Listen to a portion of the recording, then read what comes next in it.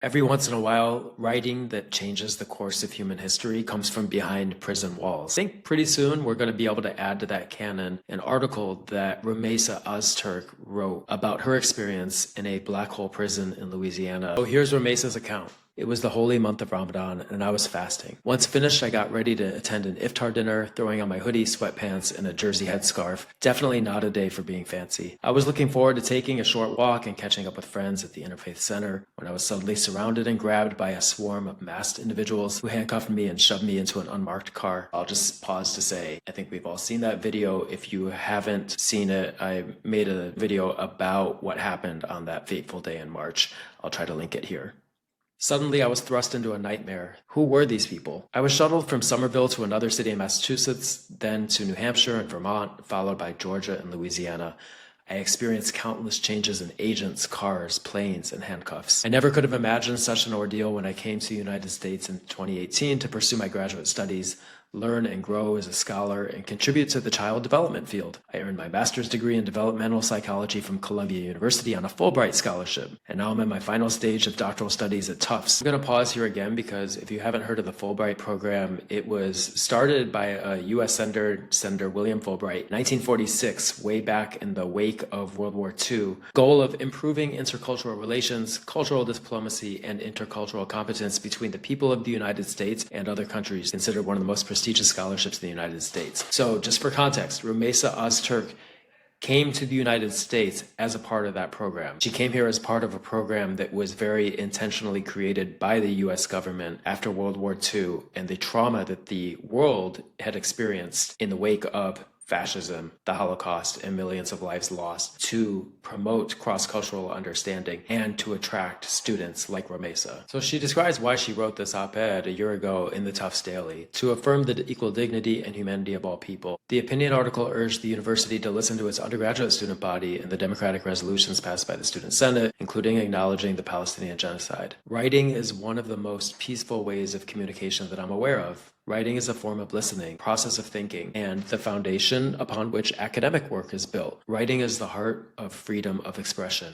Unbelievably, this single opinion piece, published in our student newspaper, and I would add, in the United States of America, would lead to my arrest and detention. The cramped room was filled with women, some lying on the cold floor, others looking scared or simply sad, all in desperate need of food and water. I came to understand that this facility serves as an immigration detention center where asylum seekers, refugees, and immigrants, people escaping conflict, war, oppression, and violence, are taken and find themselves stuck for months or years. I was bewildered to find 23 other women crowded into a small cell. This place is the worst, they said, telling me about the times when they did not have access to female hygiene products or toilet paper. They shared how cold they were in the wintertime with no extra blankets, jackets, or proper shoes being provided.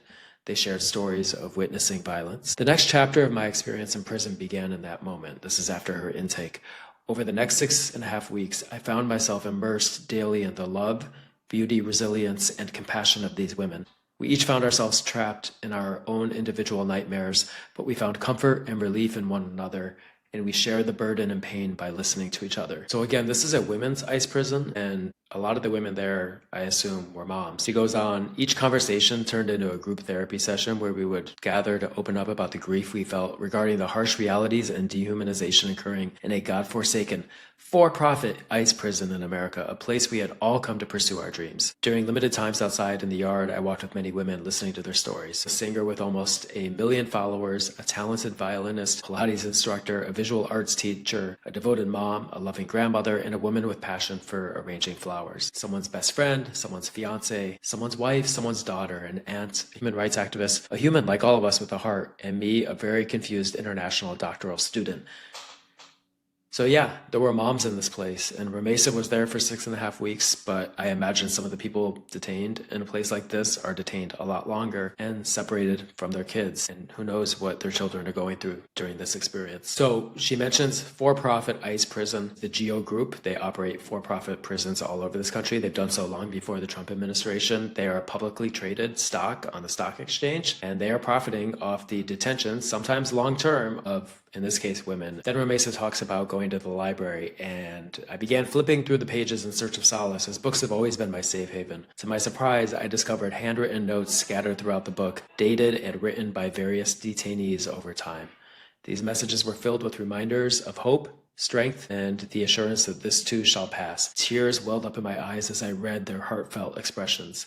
It's incredible how human beings can find ways to uplift each other, transcending time, space, and borders if they want and choose to. Some officers woke us up at odd hours as early as 3:30 a.m. when they were only calling one person for work or check someone's blood. I remember seeing women cocooned in blankets resembling lifeless figures as they finally managed to catch some rest in the late afternoon. On some days, I too fell into the sleep routine, feeling like a mere shadow of myself and hoping this was only a nightmare that would be over when I woke up. Okay, this relates back to the fact that this is a GEO Group-owned for-profit ICE prison. Women there reported that they voluntarily worked 4 to 5 hours in the kitchen for $3 per day, and in the laundry, commissary, intake, and library for $1 per day. And these are jobs that GEO Group, that publicly traded corporation, would otherwise have to pay people on the outside to do for certainly more than a couple dollars a day. All we wanted was to be seen as human again. We felt invisible, stripped of our identity as breathing and living human beings. One morning, we were head counted 7 times in the span of a few hours and woken from our sleep to be lined up. Another time, we were forced to wait nearly 3 hours in bed to be counted. During head counts, we communicated with our eyes, rejecting the dehumanization and silently agreeing that this is brutal.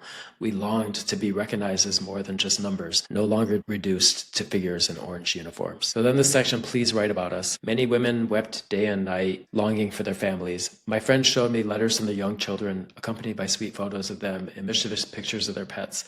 Some of the children are in home countries, some are waiting in different states with other caregivers, and others have been taken into the foster care system. I learned that women have even been separated from their babies after giving birth. I learned about miscarriages with heartbreak. The day before my bail hearing in early May, I shared with a few of my friends that I felt like I might be released. That night, I tucked a short letter for them to find under my bed, expressing my gratitude to each of these women for being the wonderful people they are, compassionate, kind, and remarkable individuals despite the countless challenges we faced every moment. They held on to their dignity and humanity while making a conscious choice to be caring and loving. Even in the most inhumane conditions, human dignity cannot be stripped away from human beings unless they decide to give up. I learned from these strong women what solidarity looks like. And Rumeysa describes her heartbreak at being home, understanding what is happening to the women still inside. She says, I want to preserve this story in a time capsule and send it adrift in the vast ocean of essays. This narrative of human suffering set in 2025 is filled with tears and resilience. It is a story of women. It is our story. It could very well be your story too. I really hope you'll read the whole article. I'll link it in the description.